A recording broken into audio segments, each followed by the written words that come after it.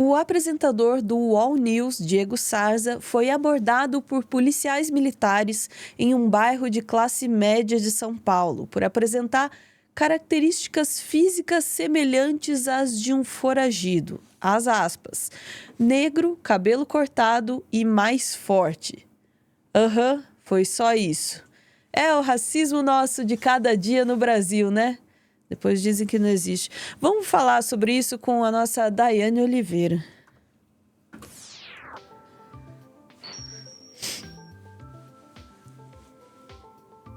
Boa tarde, Daiane. Infelizmente, com uma notícia dessa já de cara de ferver o sangue, né? Pois é, Ana, boa tarde, pessoal do nosso chat. E é isso, né? Mais uma notícia do racismo cotidiano. É o racismo à brasileira, que é aquele racismo que nem é tão ruim assim como nos Estados Unidos, inclusive ouvimos coisas desse Não tipo em acredito. determinadas vertentes, pois é. Não, porque em outros lugares é um pouco pior. Aqui no Brasil, sabe, existe até um malabarismo ali para tentar dizer que racismo não é racismo no Brasil.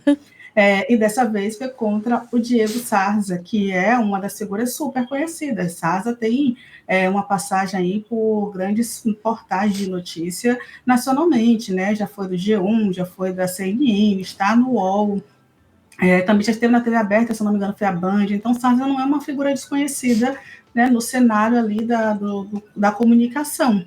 E aconteceu desta vez com ele comenta justamente, houve uma gravação de um vídeo onde ele fala sobre a abordagem, como foi feita, e posteriormente ainda tem um processo ainda de tentar dizer, mas será que foi racismo? Porque ele nem é negro, sabe? Ele ainda teve que ouvir, né, depois de todo um processo, alegações desse tipo. E aí, pasmem, né, as semelhanças que fizeram a polícia de São Paulo abordar o Sarza em um bairro ali de classe média da capital foram as seguintes. A característica do foragido era um homem negro, de cabelo cortado e mais forte. Apenas isso bastou para a polícia abordar o jornalista e tentar conduzi-lo. Inclusive, ele conseguiu filmar a abordagem, a gente vai assistir aqui também. Vamos colocar o que o Sarza fala sobre o que aconteceu, Ana, que aí o pessoal já tem uma dimensão do absurdo que foi. Vamos lá. Tá aqui o Instagram do UOL, né? Aí tem a declaração não é bem a declaração do Sarza, né? Mas a explicação ali, né? Diz o apresentador do UOL, Diego Sarza, foi abordado por policiais militares sob a justificativa de que ele apresentava características físicas semelhantes à de um homem foragido que era negro, de cabelo cortado e mais forte. Para Diego, o fato de ter sido abordado foi extremamente constrangedor. A polícia brasileira sempre viu negros como suspeitos. Eu sou apenas mais um, disse o apresentador. Procurada pelo UOL, a Secretaria de Segurança Pública de São Paulo afirmou que a abordagem de rotina seguiu os padrões da Polícia Militar e ocorreu de maneira legal e legítima. Que seguiu os padrões da Polícia Militar, eu concordo plenamente. Sim, seguiu os padrões da Polícia Militar. Esses são os padrões da Polícia Militar. Exatamente. Tem o Sarza falando na notícia do UOL, se você quiser até mostrar um pedacinho. Vou mostrar, peraí. Deixa eu recarregar aqui que tá no meio. Peraí. Ao vivo. Aí. Tem um cara de bandido. Negros brasileiros já estão acostumados, né, a serem abordados aleatoriamente pela polícia, apenas por existirem. E a minha vez chegou hoje, terça-feira, num bairro de classe média em São Paulo, centro. Eu fui abordado por uma dupla de policiais. Essa dupla me perseguiu por várias ruas, disse que minhas características físicas batiam, elas eram parecidas com a de alguém que tem um alvará de prisão, mandado de prisão em aberto e está foragido. E quem é essa pessoa? Porque tem a pessoa... Então, a gente tem um alvará mandado de prisão dela. Sim. E ele mora nessa área. A pessoa pegou o Uber bem na esquina ali, aí passaram pra nós, que eu tava nesse Uber aqui, o Fit Argo, a gente quer verificar se é o senhor ou não. Mas passaram pela característica física. Que característica? Pessoa negra, cabelo cortado, cabeça mais forte. Pode ser qualquer um. Para nós a gente tem que verificar, né? Para nós, pegou essa informação. E a pessoa procurada mora ali no prédio do senhor. Tá? Aí o senhor entrou no carro ali no Silver Arbor, a gente veio acompanhar no carro do senhor. Tanto que eu passei direto. E eu fui abordado ali, no meio da rua. Pedi até para que eles me levassem para dentro da barbearia. Tava indo cortar o cabelo, na frente lá do estabelecimento. Eles não quiseram. Fizeram a abordagem no meio da rua, na frente de todo mundo. Dá para imaginar que o constrangimento foi enorme, né? E eu tive a sorte, se dá para chamar de sorte, de me identificar como jornalista e carregar só essa vergonha, né? Provocada pelo perfilamento racial. Só que a gente sabe que muitos não têm a mesma sorte. O UOL mostrou nessa semana, na segunda-feira, que entre 2012 e 2022, quase 150 mil homens negros foram vítimas fatais de tiros em vias públicas. O UOL procurou a Secretaria de Segurança Pública de São Paulo, que disse em nota que a abordagem foi conduzida de acordo com os procedimentos. Resumindo, para a polícia brasileira, que sempre viu negros, né, como suspeitos, eu sou apenas mais um. Exatamente. Pois é, e quando o SARS ele fala, quando ele traz o ponto de que eu me identifiquei como jornalista e foi apenas esse constrangimento que eu passei, é importante a gente compreender isso, porque se não fosse o status dele de ser jornalista e de estar, também tem uma diferença de estar num veículo de grande circulação, então a repercussão é diferente. Se ele estivesse no veículo independente, também poderia ter uma outra repercussão, inclusive ele poderia ser abordado de qualquer forma, como a polícia age em alguns outros lugares, e isso é das características da nossa polícia militar, né? Se a gente for analisar, para começar, o que é a polícia militar, né? Inicialmente, no Brasil colônia, a gente tinha aqui o quê? A gente tinha os guardas para manter tudo de acordo com a colônia, né? O patrimônio português. A gente já começa com o nosso nascimento da nossa polícia dessa linha. Né? Posteriormente, a polícia ela foi se modificando ao longo dos anos, e a gente tem aqui uma questão racial muito recente, que até 1920, eu gosto de pontuar isso, até 1920, crianças eram presas juntos com adultos no Brasil. Isso mudou em 1927. Quem eram as crianças que eram presas juntos com adultos no Brasil? Sempre crianças negras. Até dia desse a gente tinha a lei da vadiagem, né, onde tinha o termo capoeiragem também, que era pejorativo, e pessoas que estavam na rua, por exemplo, praticando a capoeira, ou batendo papo de noite nas ruas, podia ser preso e excluído. A gente chegou a um ponto que na ditadura militar, pessoas negras, não se podia, inclusive, falar de racismo, né, durante a ditadura militar.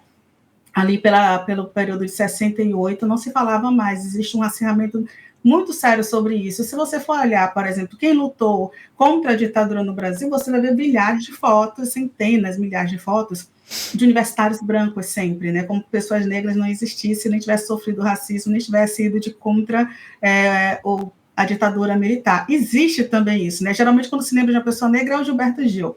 Sempre, sabe? É só uma pessoa assim. Eu tirei aqui uma pessoa, Gilberto Gil, pronto. Isso tudo é um processo violento, racial, de apagamento, que a gente não pode ignorar. Né? A gente não pode ignorar toda a estrutura do Brasil para hoje, por exemplo, a gente ter o SARS também sendo abordado, mas quando eu falo também, e o ponto que ele trouxe é justamente que ele não virou estatística, mas que existe uma estatística muito grande que mata jovens negros, e aí são jovens, em sua maioria homens, que morrem de forma letal pela polícia, mas, por exemplo, as mulheres negras são as que mais sofrem violência obstétrica, morrem por outras questões, como falta de atendimento no sistema de saúde. Então, a gente tem uma diferença ali muito grande do tratamento de pessoas negras e brancas no Brasil, que é inquestionável, mas ainda assim, depois, mesmo inquestionável um processo, aí eu vou te pedindo, por favor, para mostrar o tweet do próprio Sarzo, que ele fala, né, que ele, apesar de tudo que ele passou, ele descobriu ainda que ele não era negro. E aí ele posta, né, que eu já vi todo tipo de negacionismo. Opa, não, aparentemente... Aqui. Desculpa. Isso. Não? Já vi todo tipo de negacionismo. Apareceu novo. Tem gente negando que eu seja negro. Então tá, né? Imagine, é o próximo, né? Olha, você nem é negro, por que será que você sofreu racismo? Isso não foi racismo, porque você nem é negro, você nem é tão escuro assim.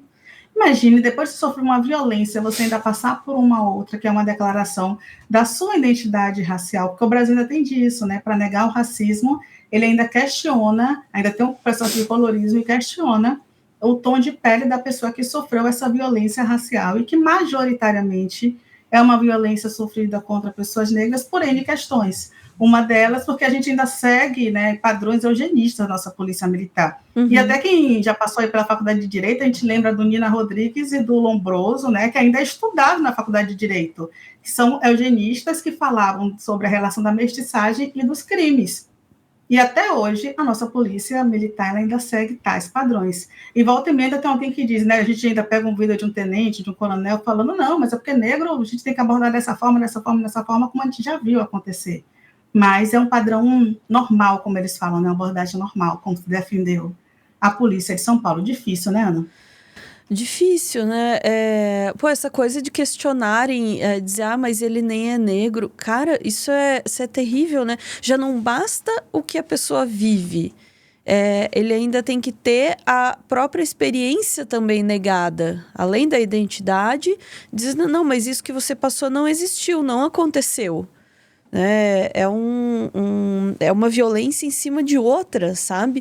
Tudo isso para não assumir uma violência que está na estrutura da nossa sociedade, que está na estrutura da nossa polícia, que está, sim, nos procedimentos de abordagem. E aí, de fato, eu repito, esse procedimento é absolutamente padrão, sim.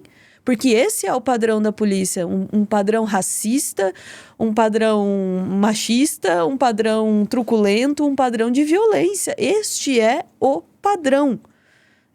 Não tem nada realmente aí que fuja do que é o regular na polícia militar. E este justamente é o problema. Né? Antes que comecem, porque daí depois vem a segunda fase das desculpas, que é dizer, não, mas foi só o caso de um policial, foi um caso isolado, já está aqui, já sofreram a punição, essa semana eles vão trabalhar dentro da delegacia. Essa é a punição, né? No máximo, e olha lá, né?